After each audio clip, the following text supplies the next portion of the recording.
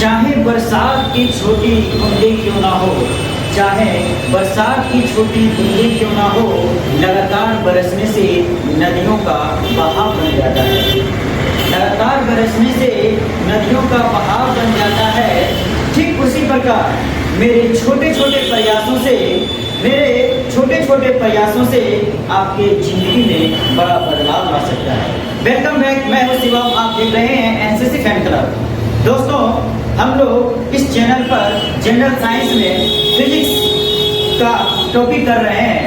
आज इसका दूसरा लेक्चर है। दोस्तों, आप इस लेक्चर को देखें और आप अपने दोस्तों में भी शेयर करें। हम लोग कल के क्लास में हम लोगों ने देखा था गुरुत्वाकर्षण के बारे में। आज हम लोग उसी टॉपिक को आगे पढ़ेंगे। यह फिजिक्स का सीरीज जनरल साइंस में SSC, railway, NDA, navy, air force, UPSC, BPSC और अदर स्टेट पीसीएस एग्जाम्स के लिए काफ़ी इम्पोर्टेंट है। स्पेशल क्लास है ये फिजिक्स का। तो दोस्तों, आप अपने दोस्तों में ज़्यादा से ज़्यादा, अपने ग्रुपों में ज़्यादा से ज़्यादा इसे शेयर करें और आपके लिए ये काफ़ी महत्वपूर्ण साबित होने वाला है। क्योंकि इस सीरीज का खासियत ये है कि इसमें आपको सब्जेक्टिव के साथ साथ ऑब्जेक्टिव और आपको फॉर्मूला भी कराया जा रहा है साथ में। तो दोस्तों, आप इसे शेयर जरूर करें, लाइक और सब्सक्राइब जरूर करें। चलिए, हम लोगों ने पढ़ा था गुरुत्व तक और फिर हमने देखा था गुरुत्वीय त्वरण को, गुरुत्वाकर्षण बल को। तो सबसे लास्ट में हमने पढ़ा था गुरुत्वीय त्वरण। आज हम लोग उसी टॉपिक को कंटिन्यू करते हैं और फिर आगे हम लोग एक एक चीज़ को देखेंगे। आज हम लोग देखेंगे गुरुत्वीय त्वरण को थोड़ा सा आगे बारे में और ज़्यादा नॉलेज लेंगे। उसके बाद हम लोग देखेंगे कि गुरुत्वाकर्षण बल का गुण क्या होता है और हमारे आसपास में गुरुत्वाकर्षण बल का क्या एग्जाम्पल है। इसके अलावा हम लोग देखेंगे, यथा संभव हो पाएगा तो आज हम लोग देखेंगे कि द्रव्यमान और भार में क्या अंतर होता है। तो चलिए दोस्तों, देर न करते हुए अपने लेक्चर को हम लोग शुरू करते हैं। कल के लेक्चर में हम लोगों ने देखा था गुरुत्वीय त्वरण,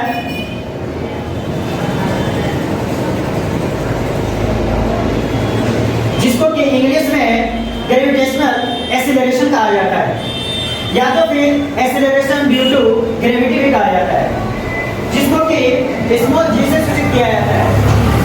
जी बराबर होता है आपके लिए कैपिटल जी इंटू एमई बटे में आर। अब समझते हैं इसमें कौन कौन क्या है। इसमें जो संकेत लिखे हुए हैं इसका मतलब क्या होता है। तो जी जो है हमारे पास, ये तो हो गया हमारे लिए गुरुत्वीय त्वरण।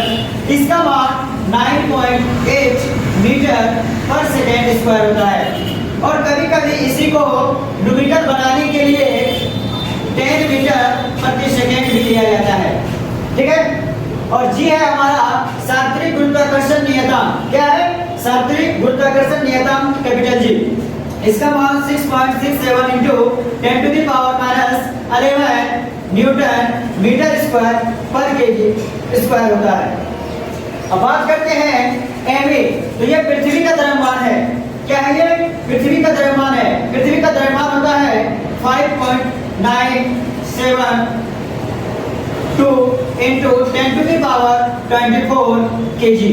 इसी को, चूंकि ये कंपटीशन का क्लास है तो कंपटीशन में कभी कभी पॉइंट में, दशमलव में भी पूछ लेते हैं और कभी कभी एग्जैक्ट लगभग बराबर में पूछते हैं। तो ये आपको लिखा हुआ मिल सकता है कंपटीशन के एग्जाम में ऑप्शन में 5.98 into 10 to the power 24 KG.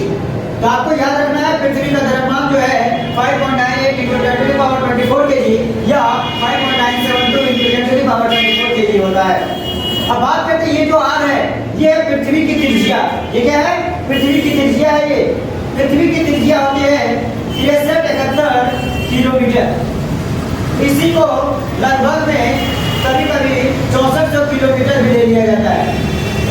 और ये तो आजकल अब बहुत कम पूछे जा रहे हैं कि पृथ्वी की त्रिज्या कितनी होती है, 6371 किलोमीटर या 6400 किलोमीटर। अब आपका स्टैंडर्ड बढ़ रहा है, कंपटीशन बढ़ रहा है, तो पृथ्वी की त्रिज्या मील में पूछी जाती है।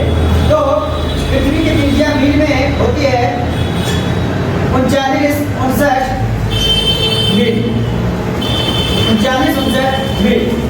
और अब समझते हैं यहाँ से कि 1 मील बराबर आपका होता है 1 मील बराबर 1.6093 किलोमीटर।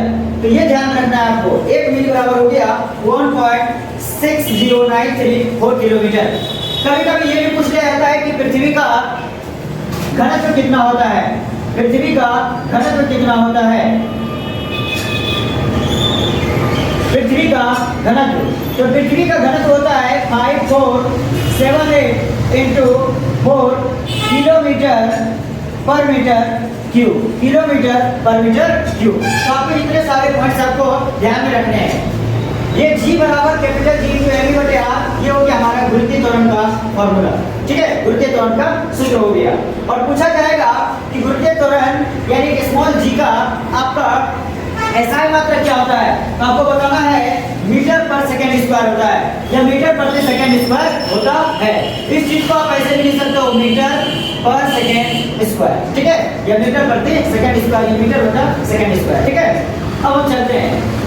जब आप कंपटीशन को पास कर जाएंगे और मान लीजिए आप इंटरव्यू में गए हैं, तो टेक्निकल फील्ड में जब जाइएगा, टेक्निकल फील्ड का आप कंपटीशन का एग्जाम निकाले को इंटरव्यू में जाते हैं, तो आपसे पूछा जाता है कि स्मॉल जी और कैपिटल जी में क्या अंतर है, स्मॉल जी और कैपिटल जी क्या होता है। तो बच्चे यहाँ पर मिस कर जाते हैं, उसको नहीं बता पाते हैं। तो देखिए ये दोनों जो क्वेश्चन है स्मॉल जी और कैपिटल जी इंटरव्यू का क्वेश्चन है, और यहाँ से पूछा जाता है स्मॉल जी और कैपिटल जी में अंतर क्या है, तो आप बोलेंगे स्मॉल जी जो है वो हमारा गुरुत्वीय त्वरण होता है, जबकि आपका कैपिटल जी सात्विक गुरुत्वाकर्षण नियतांक होता है। स्मॉल जी का मान 9.8 मीटर पर सेकंड स्क्वायर होता है, जबकि कैपिटल जी का मान हमारा 6.67 × 10⁻⁻11 न्यूटन मीटर स्क्वायर पर kg स्क्वायर होता है।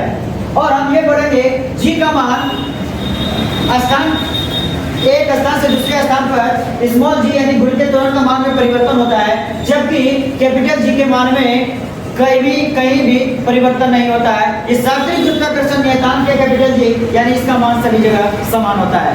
तो ये है बाबू आपका स्मॉल जी और कैपिटल जी यानी कि गुरुत्वीय त्वरण और सात्विक गुरुत्वाकर्षण नियतांक में अंतर और संबंध।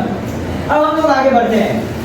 हमने कल देखा था गुरुत्वाकर्षण बल एक बराबर आया था हमारे पास G × m1 m2 बटे में r²। हमने ऐसा स्ट्रक्चर भी बनाया था कि मान ले यहाँ पर एक द्रव्यमान है m1 और एक द्रव्यमान दूसरा है m2, इसके बीच की दूरी है r, इसके बीच की दूरी है r। अब हम बात करेंगे यहाँ पर गुरुत्वाकर्षण बल का गुण के बारे में। क्या बात करेंगे? गुरुत्वाकर्षण बल का गुण।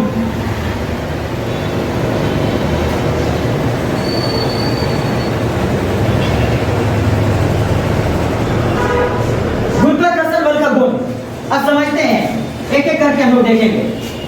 देखिए बाबू, पहला गुण इसके हेडिंग में छुपा हुआ है गुरुत्वाकर्षण। तो हमने कल इसको खंड करके बताया था गुरुत्वाकर्षण यानी गुरुत्वाकर्षण किस प्रकार का बल होता है। तो गुरुत्वाकर्षण आप लोग बोलेंगे कि ये आकर्षण प्रकार का एक बल है, यानी गुरुत्वाकर्षण का पहला गुण हो गया ये आकर्षण होता है। कैसा होता है? ये आकर्षण होता है। गुरुत्वाकर्षण बल का गुण में हम लोग दूसरा गुण देखते हैं। देखिए यहाँ से बाबू, ये एक पहला पिंड है जिसका द्रव्यमान m1 है और ये दूसरा पिंड है जिसका द्रव्यमान m2 है। और हमने देखिए पिंड के बीचों बीच ये बिंदु लिया हुआ है और इस पिंड के बीचों बीच ये बिंदु लिया हुआ है। ये जो बिंदु है इस पिंड का केंद्र है और ये भी बिंदु इस पिंड का केंद्र है। तो जो दोनों के बीच का दूरी है, दोनों पिंडों के केंद्रों को मिलाने वाली जितनी दूरी है उसी को हम लोग मान लेते हैं कि द्रव्यमान m1 और m2 के बीच का दूरी है। क्या बोला हमने कि ये एक पहला पिंड है और ये दूसरा पिंड है, दोनों पिंडों के केंद्रों के बीच की दूरी को ही हम लोग बोल देते हैं दोनों पिंडों के द्रव्यमान के बीच की दूरी है। इसका मतलब ये हुआ कि हमने जो दूरी ले रहा है वो केंद्र बिंदु से ले रहा है। कहाँ से ले रहा है? केंद्र बिंदु से ले रहा है। इसीलिए हम बोलते हैं कि गुरुत्वाकर्षण बल जो है वो केंद्रीय बल होता है। कैसा बल होता है? केंद्रीय बल होता है। ठीक है, तो गुरुत्वाकर्षण बल पहला यह आकर्षण बल होता है, दूसरा यह केंद्रीय बल होता है। तीसरी बात करते हैं हम लोग।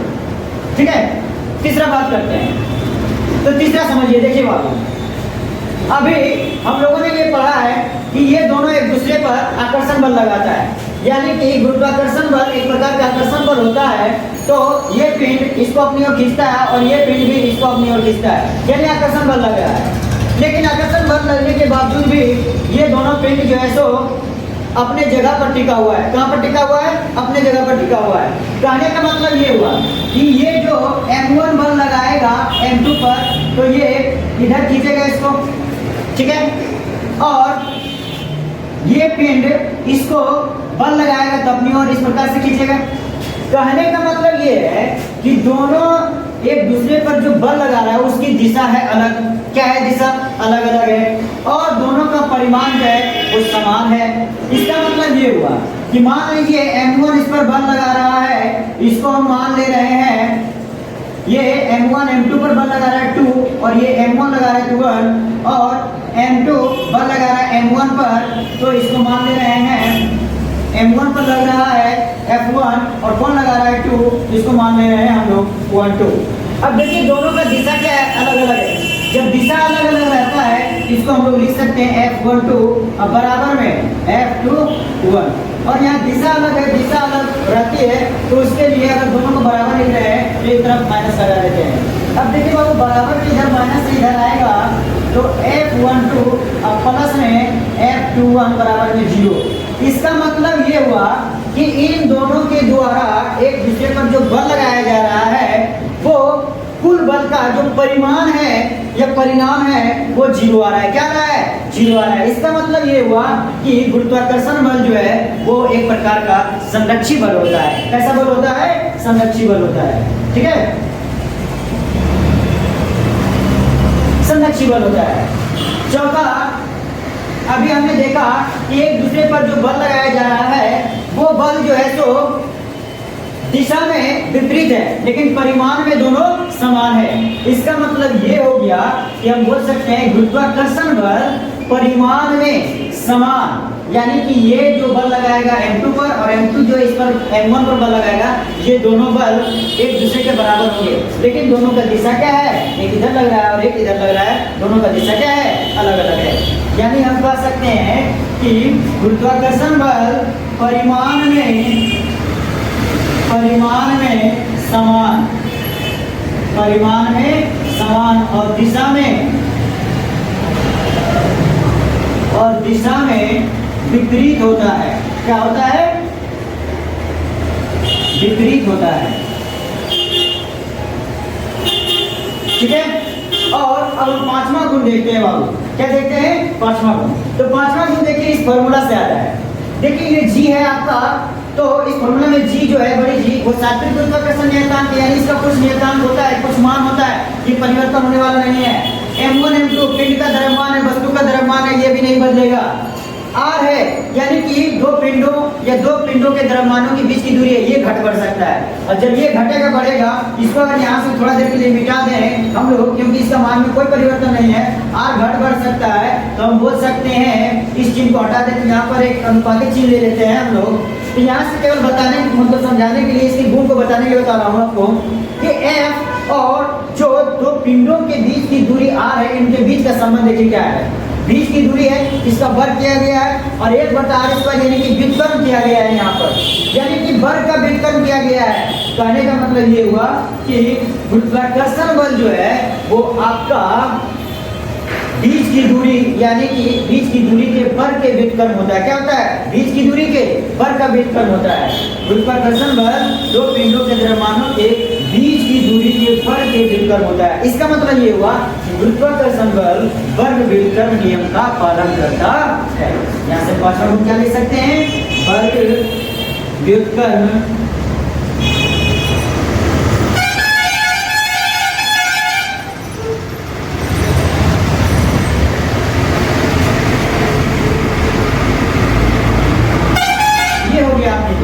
गुरुत्वाकर्षण बल क्या करता है? वर्ग व्युत्क्रम नियम का पालन करता है। देखिए बीच की दूरी वर्ग मतलब हो गया स्क्वायर, ठीक है, और व्युत्क्रम मतलब 1/r² हो गया। तो यहाँ से हम बोल सकते हैं कि गुरुत्वाकर्षण बल वर्ग व्युत्क्रम नियम का पालन करता है। तो क्या क्या गुण आ गए आपके पास गुरुत्वाकर्षण बल का गुण में? पहला गुण आकर्षण बल होता है, दूसरा गुरुत्वाकर्षण बल केंद्रीय बल होता है, तीसरा गुरुत्वाकर्षण बल संरक्षी बल होता है, चौथा, गुरुत्वाकर्षण बल परिमाण में समान और दिशा में विपरीत होता है। और पांचवा, गुरुत्वाकर्षण बल वर्ग व्युत्पन्न नियम का पालन करता है। अब एक और गुण हम लोग देख लेते हैं। देखिए बाबू, गुरुत्वाकर्षण बल जो है इस प्रकृति में चाहे दो वस्तु एक दूसरे से कितनी ही दूरी पर हो या पास पास में हो तो उनके बीच जो है सो गुरुत्वाकर्षण बल कार्य करता है।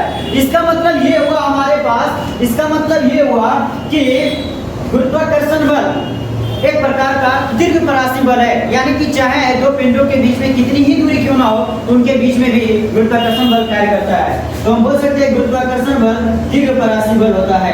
कैसा होता है? दीर्घपरासी बल होता है।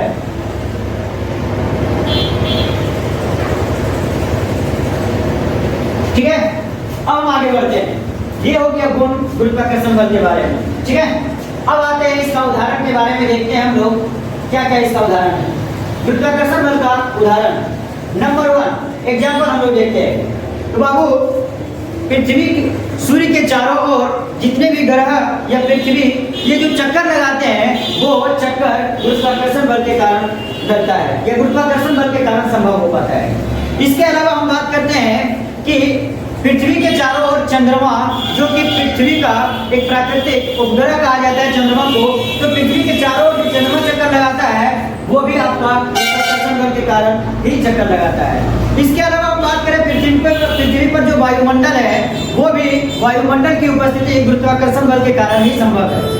इसके अलावा हम बात करें कि समुद्र में जो ज्वार और भाटा आता है, ज्वार और भाटा से तात्पर्य है हमारा कि समुद्र में जल का उठना और जल का नीचे गिरना, तो ये जो है वो गुरुत्वाकर्षण बल के कारण होता है। और ये गुरुत्वाकर्षण बल समुद्र में कैसे कार्य करता है? तो समुद्र के जल और चंद्रमा के बीच में जो गुरुत्वाकर्षण बल लगता है उसके कारण समुद्र में ज्वार और भाटा आते हैं। ठीक है, तो समुद्र में ज्वार और भाटा किस बल के कारण आते हैं? तो बोलेंगे समुद्र के जल और चंद्रमा के बीच लगने वाले गुरुत्वाकर्षण बल के कारण समुद्र में ज्वार और भाटा आते हैं। ठीक है, अब हम आगे बढ़ते हैं, बात करते हैं कि जो पृथ्वी है हमारा और सूर्य है बहुत ही दूरी पर है। ठीक है, तो इनके बीच में भी जो है सो गुरुत्वाकर्षण बल कार्य करता है और सूर्य और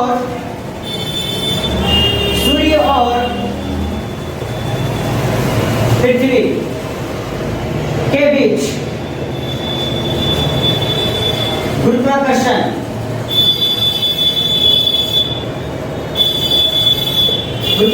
बल 10⁻²2 न्यूटन की कोटि का होता है।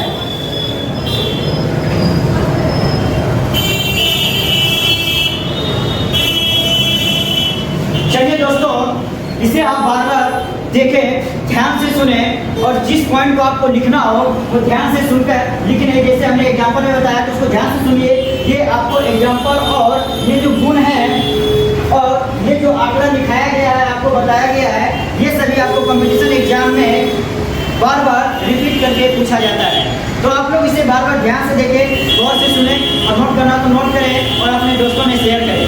कल के लेक्चर में हम लोग पढ़ेंगे कि द्रव्यमान और भार में क्या अंतर होता है, द्रव्यमान और भार में क्या अंतर होता है। ठीक है, इसके अलावा हम लोग पढ़ेंगे कल के क्लास में कि गुरुत्वीय त्वरण g का मान अलग अलग जगहों पर उसके मान में क्या परिवर्तन होता है, कब घट जाता है, कब बढ़ जाता है, कहाँ अधिकतम होता है, कहाँ न्यूनतम होता है।